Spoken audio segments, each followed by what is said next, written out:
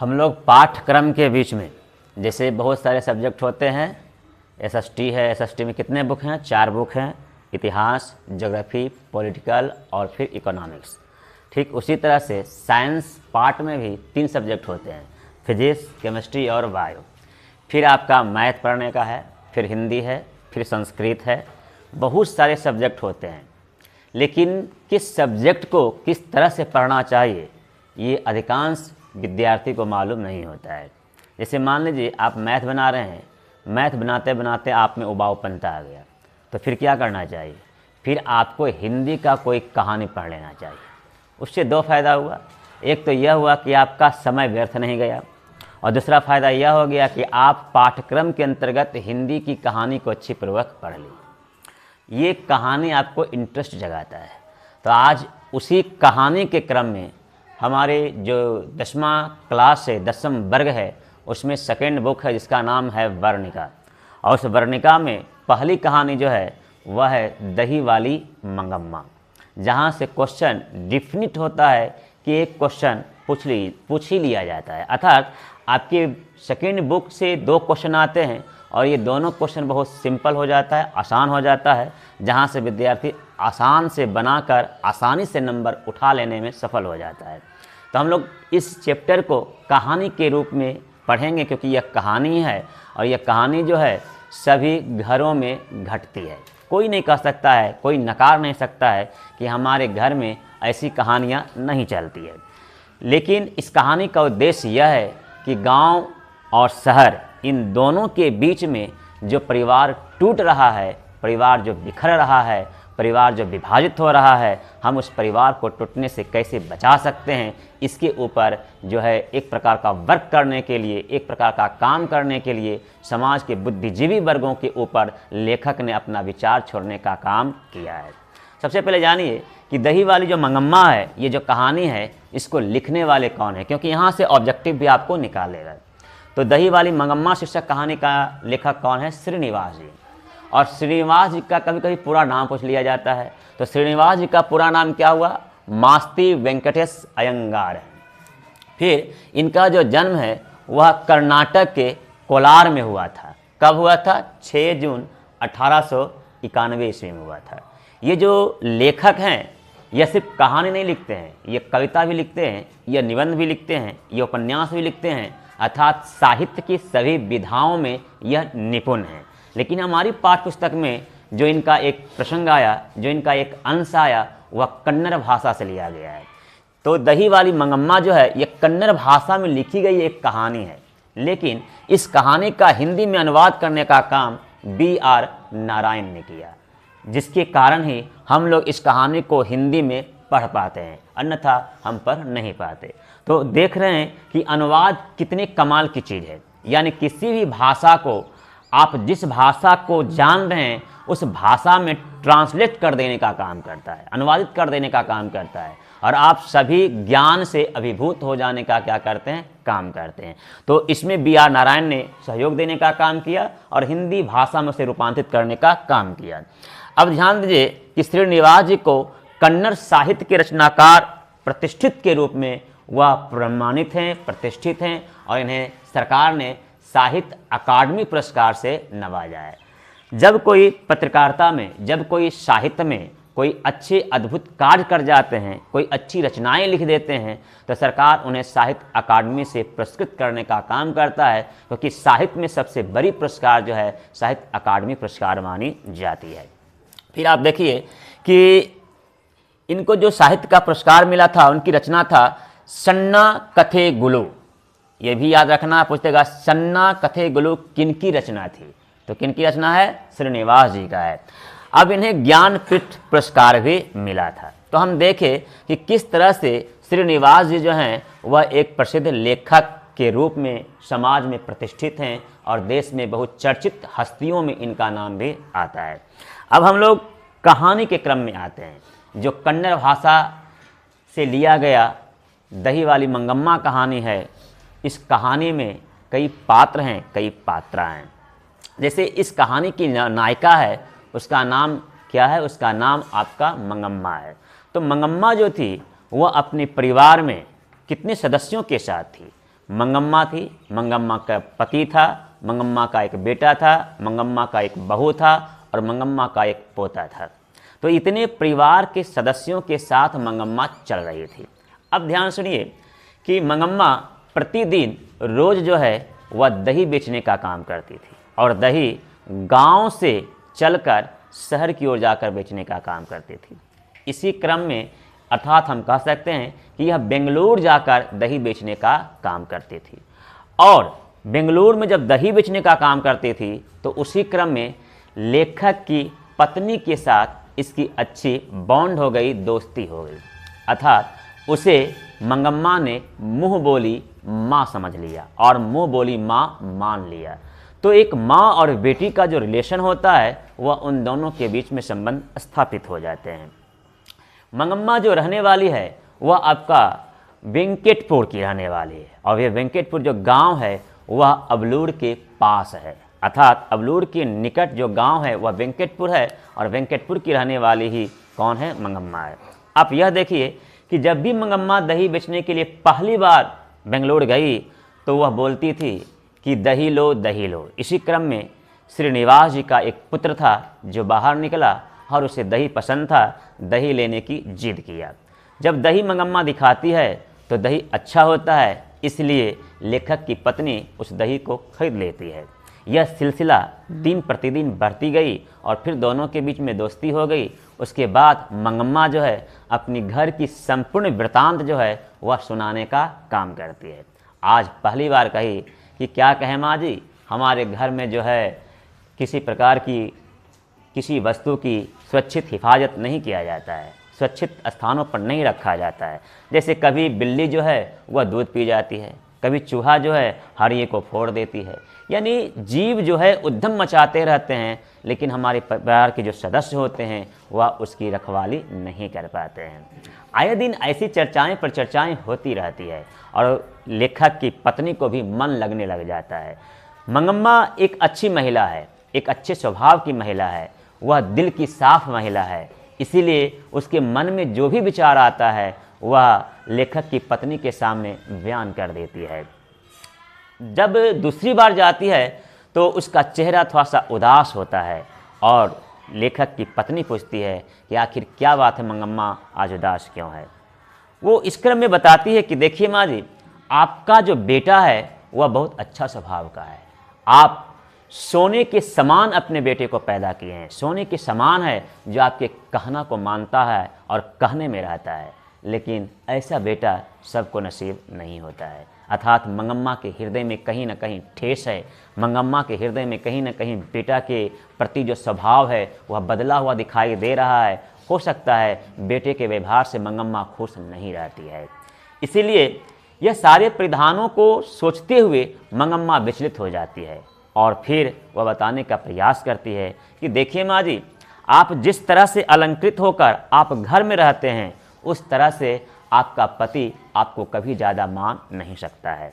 इसका नतीजा हम भोग चुके हैं, क्योंकि हमारा पति जो था वह हमें त्याग दिया और किसी दूसरी महिलाओं के चक्कर में वह घर छोड़कर चला गया और सुनने में ऐसा आता है कि मेरा पति का देहांत हो गया। अर्थात मंगम्मा के पति इस दुनिया में अब नहीं रहा। तो मंगम्मा घर का सारा खर्च उठाती है, घर का सारा परिवार का पालन पोषण करने का काम करती है, लेकिन आज स्थिति यह है कि उसे अपने ही घर में पराया बना दिया जाता है। मंगम्मा बोलती है कि देखिए माँ जी, जब पति बाहर से घर आए तो आप सज धज कर रहिए, सोलह श्रृंगार करके रहिए। जो आप साड़ी पहने हुए हैं, आप जो कपड़े पहने हुए हैं वह अच्छी होने चाहिए ताकि आप अपने पति को खुश कर सकें। और बार बार बाज़ार से वस्तु मंगाने की बजाय जो है आप एक लिस्ट बनाइए और उस लिस्ट को सौंप दीजिए ताकि आपके पति को बार बार बाज़ार जाने की आवश्यकता ना पड़े। और इस तरह से अगर आप व्यवहार करते हैं तो आपका पति आपके अधीन रहेगा, आपके कब्जे में रहेगा और आपके इर्द गिर्द ही चक्कर लगाते रह जाएगा और फिर आप दोनों के बीच में कभी ईर्ष्या, घृणा, द्वेष उत्पन्न नहीं होंगे तथा पति पत्नी दोनों मिलकर रहेंगे। लेखक की पत्नी सोचती है मंगम्मा पढ़ी लिखी महिला नहीं है, लेकिन इसकी सोच कितनी निराली है। जिस सोच को पढ़ी लिखी महिलाएं नहीं सोच सकती है वह अनपढ़ गांव की महिलाएं सोच लेती है। इतनी पढ़ी लिखी न होते हुए भी, इतनी समझदार होते हुए भी मंगम्मा दुखी क्यों है, यह रीज़न जानने के लिए लेखक की पत्नी छेड़ना शुरू कर देती है। फिर आए दिन जब मंगम्मा आती है तब फिर पूछती है, और तब मंगम्मा कहती है कि आज मुझे अपनी बहू से झगड़ा हो गया। झगड़ा का कारण क्या था? झगड़ा का कारण यह था कि बहू अपने बेटे को पीट रही थी और हमने अपने पोते को बचाने के लिए आगे बढ़ा, जिससे हमारी और बहू के बीच में नोक झोंक हो गया। इसलिए आज बहू के साथ इतनी कह सकते हैं कि परिदृश्य तैयार हो गया लड़ाई झगड़ा का कि आस पास पड़ोस के लोग भी देखने के लिए आ गए। बात इतनी लंबी हो गई, इतनी बढ़ गई कि यह जो है बेटे के पास आ गई और बेटा जो है अपनी ही पत्नी का पक्ष लिया। सोचिए माँ जी, जिस बेटे को हमने 9 माह तक अपने गर्भ में रखने का कार्य किया, पीड़ा को सहा, दर्द को सहा और बच्चे को जन्म दिया, अपने बेटे को शादी विवाह किया और फिर जब वह कमाने लायक हो गया तो आज वह मुझे जो है अपने ही हिस्से से, जीवन के अंश से बाहर करने का वह काम कर रहा है। इस प्रकार से बहुएं हमें बोलती है कि आप मेरे लिए क्या बनाए, कुछ नहीं बनाए, लेकिन आज ये स्थिति है कि हम उसके लिए क्या नहीं बनाए। कान के झुमके बनाएं, गले का हार बनाएं, पैरों के पायल बनाएं, कर्ण फूल बनाएं, ये जितने भी गहने हैं यह सब मेरे द्वारा तो ही बनाया गया था। हमने अपने पेट को काटते हुए, अपनी अभिलाषाओं को त्यागते हुए अपने बहुओं के लिए सारा जेवर बनाने का कार्य किया और आज बहू हमसे पूछती है कि आपने मेरे लिए क्या किया। जब बेटा आया तो हमारी बहुएं कुछ लगा बुझाकर बेटे को हमारे प्रति शिकायत करने का काम किया, जिसके कारण बेटा भी हमसे नाखुश हो गया और बेटे से भी बोला बोली हो गया। इस तरह से जब मंगम्मा बोल रही थी तो उसकी आंखों से दर्द की आंसू झलक रहा था, आंसू बह रहा था और ऐसा लग रहा था कि मंगम्मा अपने बेटे और बहुओं से टूट चुकी है। अब लेखक यह बताना चाह रहा है कि मंगम्मा का जो स्वभाव है वह स्वभाव के अनुकूल उसके घर वाले क्यों नहीं ढल जाते हैं। यही आजकल की स्थितियां जो है बद से बदतर बना देती है। अब सोचिए, फिर जब नेक्स्ट दिन जाती है, अगले दिन जाती है मंगम्मा, फिर बताती है कि आज हद हो गया और हद की सीमा पार कर गई कि आज जब हम घर वापस गए थे तो उसमें देखा गया कि मेरे लिए सामान अलग कर दिया गया, चूल्हा अलग कर दिया गया, कुछ अनाज रख दिया गया, अर्थात बेटे और बहू ने हमें विभाजित कर कर, बंटवारा कर कर एक कोने में फेंक दिया। हमें इससे भी कोई दुख नहीं है। दुख इस बात की है कि हमारे पास हमारे पोते को आने से मना करती है।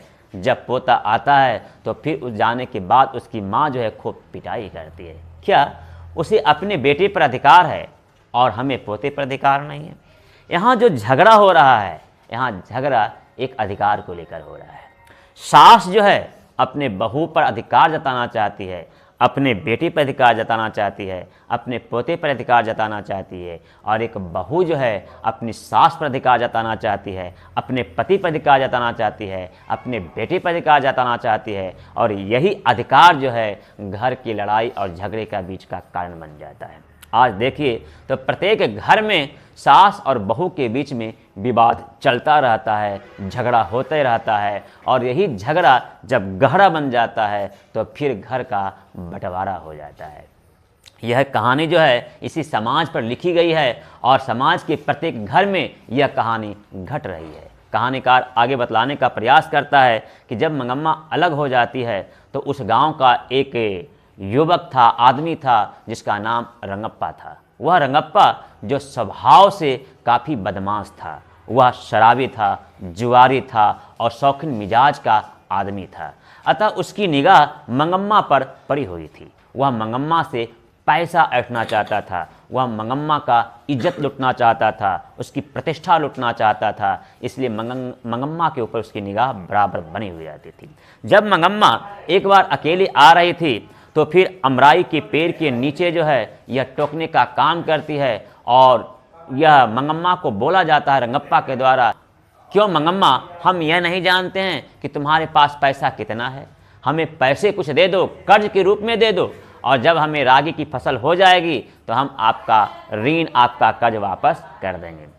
मंगम्मा जानती थी कि रंगप्पा कोई अच्छा लड़का नहीं है, कोई अच्छा आदमी नहीं है। यह घर के आए हुए आने जाने वाले जितनी भी महिलाएं हैं उसको परेशान करने का काम करता है, टॉर्चर करने का काम करता है, इसलिए रंगप्पा के मुंह से वह मुंह नहीं लगाती है। फिर मंगम्मा आगे बढ़ जाती है, लेकिन फिर अगले दिन रंगप्पा वही काम करता है और इस बार जो है पान मांगने के बहाने मंगम्मा के नज़दीक जाता है और रंगप्पा फिर कहता है, देखो मंगम्मा, हमें पैसा दे दो, हमें कर्ज दे दो। और इस तरह से बात करते हुए जो है मंगम्मा की बाह को पकड़ लेता है और उसे अमराई के पेड़ के नीचे ही बैठाने का काम करता है। मंगम्मा के अंदर जो स्त्रीत्व का स्वभाव होता है, जो नारी का स्वभाव होता है, वह पुनः जाग जाता है और फिर उसे याद आता है कि आज रंगप्पा जो है जिस अधिकार के साथ हमारी बाह को पकड़ा, साथ ऐसे तो हमारे पति भी नहीं पकड़ा। और पति की याद आती है कि पति ने हमें कैसे तिरस्कृत कर देने का कार्य किया था। इस प्रकार से माँ जी, हमें यह लगा कि अगर हमारी जगह पर कोई दूसरी महिला होती, दूसरी औरत होती, तो वह रंगप्पा के साथ हो जाती और वह अपनी प्रतिष्ठा को खो देती, लेकिन मैंने ऐसा नहीं किया। क्यों? क्योंकि हमें पता है कि हमें अपने घर की इज्जत, अपनी इज्जत कैसे सुरक्षित रखा जाता है। लेखक की पत्नी को यह लग रहा था, कितनी दूर की बात को यह सोचती है मंगम्मा, कितनी ख्याल रखती है अपने घरों की, लेकिन इतना ख्याल इसके बेटे और बहू इसके प्रति क्यों नहीं रखते हैं। यहाँ सोच, विचार और जो इच्छाएं हैं लेखक के पत्नी के अंदर उत्सुकता को और जगा देने का काम करता है। अब सोचिए कि इतना होने के बावजूद भी वह पैसे और अपनी इज्जत तथा घर की इज्जत की सुरक्षा कर रही है। नेक्स्ट दिन जब आगे जाती है, फिर बताती है कि एक फिर हादसा हो गया। हादसा क्या हो गया कि वह अपने पोते के लिए मिठाई लेकर जा रही थी, लेकिन उस मिठाई को कौवा ने छू लिया, कौवा ने लेकर चला गया। अब मंगम्मा यह कहती है कि हमें मिठाई जाने का गम नहीं है, मिठाई तो दूसरा आ जाएगा, क्योंकि उसकी मुंह बोली माँ ही बोलती है कि तुम्हें मिठाई से क्या मतलब है, दूसरा मिठाई खरीद लेना। तो ये बोलती है मंगम्मा कि हमें मिठाई से मतलब नहीं है, मतलब इस बात को है कि लोग कहते हैं कि जब कौवा किसी के सर को स्पर्श कर दे तो उसकी आयु घट जाती है, अर्थात वह जल्द मरने वाला है। अब लेखक की पत्नी को लगता है कि पहले तो कुछ दिन पहले कहती थी कि हमें अब जीना नहीं है, हमें मर जाना है, हमको बेटा भी नहीं मानता है, बहू से भी नहीं पटता है, पोता को भी आने नहीं देता, हम जी कर क्या करेंगे, मेरा जीवन जो है दुखमय हो गया है, हम अब जीना नहीं चाहते हैं। लेकिन आज फिर मरने से क्यों डर रही है? कहीं ना कहीं इसमें आज भी जो है अपने परिवार की लेकर जो संवेदना है, जो भावुकता है, वह मंगम्मा के हृदय में कहीं ना कहीं किसी कोने में छिपा हुआ है और वह कारुणिक बनकर उसकी आंख के आंसू के रूप में, नीर के रूप में बह रहे हैं।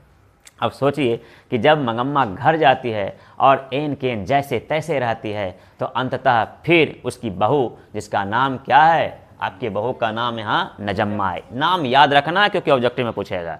तो मंगम्मा के बहू का नाम क्या है? नजम्मा है। ये पढ़ी लिखी महिला है, इसे पता है कि हमें क्या करना है, इसलिए गांव के 5 आदमी जो बुजुर्ग थे, जो पढ़े लिखे थे, सामाजिक थे, गांव के प्रतिष्ठित व्यक्ति थे, उसे लेकर नजम्मा जो है वह अपने पति के साथ मंगम्मा के पास जाती है, सास के पास जाती है और लोगों के सामने वह अपनी सास से माफ़ी मांगती है कि माँ जी, हमसे गलती हो गया, हमें माफ़ कर दीजिए और घर चलाइए। इसके करने से पहले ही नजम्मा जो है अपनी सास को मनाने के लिए एक नया तरीका अपनाती है और वह तरीका था अपने बेटे को अपनी सास के पास भेज देना। पहले वही बहू थी जो अपने बेटे को सास के पास जाने से मना करती थी और पिटती थी, लेकिन आज वही बहू है जो अपने बेटे को अपनी सास के पास भेज देने का काम करती है, क्योंकि जानती है कि अगर सास का कहीं कारुणिक हृदय और उभर गया तो हमारी सास हमारे पास पुनः वापस चली आएगी। और यही काम भी हुआ। जब गांव वाले के सामने माफ़ी मांगा गया तो गांव वाले समझाए कि देखो देखो मंगम्मा, तुम्हारी बहू कितनी समझदार है, गांव के सामने, लोगों के सामने तुमसे माफ़ी मांग रही है, यह तुम्हारी बहू है, यह तुम्हारा बेटा है, यह तुम्हारा पोता है, इसे माफ़ कर दो और तुम पुनः वापस घर चले जाओ, फिर जैसे रहती है वैसे रहो। अरे ये घर तुम्हारा है, ये बेटे तुम्हारे हैं, ये बहुएं तुम्हारी हैं, अगर इनको साथ लेकर चलोगे तो तुम्हारा घर और भी डेवलप करेगा और बुढ़ारी अवस्था में तुम्हारे यही लोग रखवाली और अच्छा करने का काम करेंगे, ख्याल रखने का काम करेंगे। जब इस तरह से समझाया जाता है तो फिर मंगम्मा मान जाती है कि आखिर यह मेरी ही बहू है, मेरे ही बेटे हैं। उसे यह भी तो ख्याल आता है कि यही बहू थी, जब नज़दीक रहा करती थी तो हमें सुंदर दिखाई नहीं देती थी, लेकिन यही बहू है, जब इससे झगड़ा हुआ तो ये दूर हो गई तो हमें बहू सुंदर दिखाई देती थी। क्यों ना, इसी सुंदरता पर तो हमारा बेटा जो था अपनी पत्नी पर कुर्बान था, लट्टू था, जिसके कारण पत्नी के पीछे पड़कर माँ को भूल जाता है। तो इस प्रकार का जो स्वभाव है, जिस तरह से विकृतियाँ आती है समाज में, एक सोच पैदा लेता है, यही कहानी जो है निरूपित करने का काम करता है। और अंततः मंगम्मा जो है समझौता कर लेती है और फिर घर वापस आ जाती है। अब देखिए बहू क्या कहती है। बहू कहती है, देखिए माँ जी, आप वृद्धावस्था में आ गए हैं, अब आपका जो है काम करने की उम्र नहीं है। अब आप अपना वृद्धावस्था अपने पोतों के साथ, पोतियों के साथ खेल कर समय गुजारने का काम कीजिए। आपका मनोरंजन का साधन आपका यह पोता है, और जो दही बेचने का काम है वह अब हम करेंगे। यही तो नजम्मा चाहती थी कि दही बेचने का अधिकार इसके हाथों में आ जाए, ताकि दही बेचकर जो पैसा आएगा उस पैसा से वह खुद घर चलाएगी और घर पर सारा शासन करने का काम वह खुद करेगी, और सास जो है उसके अधीन आ जाएगी। अर्थात सास और बहू एक दूसरे के अधीनता के जो अंतर्गत है वह काम करना नहीं चाहती है। बहू सास के अधीन नहीं रहना चाहती है, और जो सास है वह बहू के अधीन काम करना नहीं चाहती है। अर्थात दोनों जो है अपनी मर्जी से अपने घर में अपना सत्ता, अपना शासन चलाने का काम करना चाहती है, और इसी बात को लेकर जो है सास और बहू के बीच में झगड़ा है, विवाद का कारण है। नजम्मा का जो ये स्वभाव है यहाँ स्पष्ट हो गया। लेकिन अब यहाँ एक पहलू और भी देखिए कि बहू कितनी समझदार है कि घर से संपत्ति को जाते हुए, प्रतिष्ठा को जाते हुए उसे रोक लेने का काम किया, और सास के पैरों में गिरकर माफ़ी मांगकर ये रक्षा करने का कार्य की। ये बुद्धिजीवी महिलाओं का एक जिम्मेदारी हो जाता है, और यही पढ़ी लिखी महिलाओं की पहचान भी बन जाती है। अंततः मंगम्मा जो है अपनी बहू की इस विचार को मान लेती है, और फिर पहली बार कहती है कि ठीक है, चलो दही बेचने का काम तुम ही करना, लेकिन हम सबको दिखा देंगे कि किस किस घर में हम जाकर दही बेचने का काम करते थे।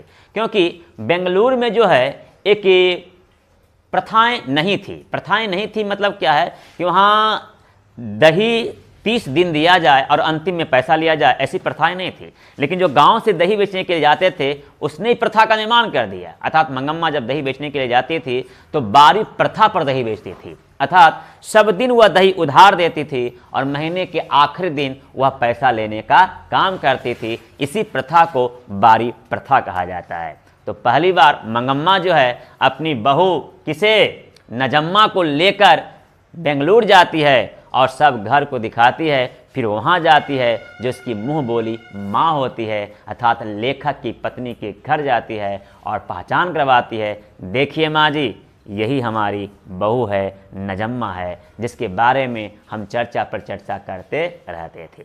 लेखक की पत्नी के अंदर उत्सुकता जाग गया जानने की कि मंगम्मा अपनी बहू की चर्चा करती थी कि हमारी बहू ऐसी है। अब बहू के द्वारा हम यह समझेंगे कि मंगम्मा कैसी थी, यानी घटित घटनाओं का चित्रण एक दूसरे से जानने की उत्सुकता जो है लेखक की पत्नी को जाग जाता है। और जब पुनः वापस घर आती है मंगम्मा अपनी बहू के साथ अपने घर, और जब अब बहू जो है दही बेचने के लिए जाया करती है तो फिर लेखक की पत्नी पूछती है, क्यों रे नजम्मा, तुम अपनी सास से क्यों झगड़ा करती थी? तुम्हारा दिमाग नहीं था? तुम पढ़ी लिखी महिला थी, तुम्हें तो सास को पोट कर रखना चाहिए था, तुम्हें उसे खुश रखना चाहिए था ताकि तुम और तरक्की करती। तब वही बोलती है नजम्मा, क्यों माँ जी, आपको क्या लगता है कि हम इतना बेवकूफ़ हैं, इतना बुर्बक हैं? आप ही सोचिए कि जब हम अपने बेटे को पीटते हैं तो वो मना करती है, जब हम अपने बेटे को प्रेम करते थे तो वो क्यों नहीं कहते थे कि हाँ हमारी बहू अपने बेटे को बहुत ज़्यादा प्यार करती है, और जब पीटते हैं तो पिटाई पर ये निंदा करना शुरू करती है। जिस तरह से हमारे पति पर हमारी सास का अधिकार है, उसी तरह से हमारे अपने बेटे पर मेरा अधिकार है। मैं अपने पति पर या उनके बेटे पर अधिकार जताने से वंचित नहीं रखना चाहता हूं, लेकिन हमें भी तो अपने बेटे पर अधिकार जताने से रोकने का काम नहीं करें। तो इस तरह से वो अपनी बात कहती है और बोलती है, क्या आपको लगता है कि हम उनके सामने क्यों झुके? क्योंकि रंगप्पा जो था हमारी सास की इज्जत भी लूटना चाहता था और हमारी घर की संपत्ति भी लूटना चाहता था, इसलिए हमने झुका और अपने घर की इज्जत को बचाने के लिए हमने सास से माफ़ी मांगा। अब जब यह बात सुनती है लेखक की पत्नी, तब लगता है कि मंगम्मा से कई गुना समझदार तो इसकी बहू है, जो अपने घर की इज्जत को भी बचा ली और घर की संपत्ति को भी बचा ली।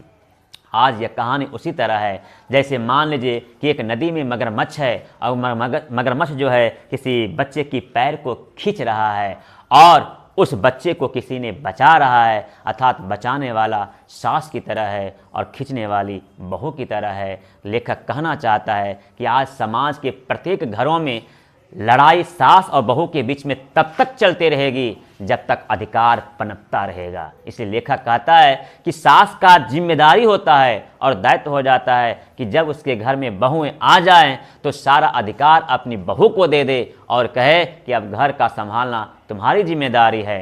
और इस तरह से जब सास अपने अधिकार से मुक्त हो जाती है तो फिर शायद घर का विवाद और झगड़ा उत्पन्न नहीं हो सकता है। लेकिन सवाल यहाँ यह भी उत्पन्न हो जाता है, क्या बहू योग्य है, कुशल है, जो घर को चला सकती है? घर में जो बंटवारा होता है या जो घर को विवाद होता है, जो घर में झगड़ा उत्पन्न होता है, वह सिर्फ सास और बहू के बीच की बातों को लेकर ही नहीं होता है, क्योंकि बहुएं जो होती है वह अपने पति को अपनी सास और ससुर के खिलाफ में बढ़ा चढ़ा कर जो है किस्से कहानियाँ जो हैं अपने पति से करती है। और वह जो पति होता है अर्थात वह जो बेटा होता है बिना सोचे समझे ही अपने माँ और पिता से झगड़ जाता है, लड़ जाता है और यही बात जो होता है घर का विभाजित कर देने का काम करता है। अतः अधिकार से जिस दिन घर मुक्त हो जाएगा, जिस दिन हर एक सदस्य जो है एक दूसरे की अधीनता को स्वीकार कर लेगा, तब जाकर वह घर विभाजित होने से बच जाएगा। अन्यथा घर का विभाजन इस तरह से चलता रहेगा और कभी विभाजन जो है वह कभी रोक नहीं सकता है। यह कहानी यहीं द एंड होती है।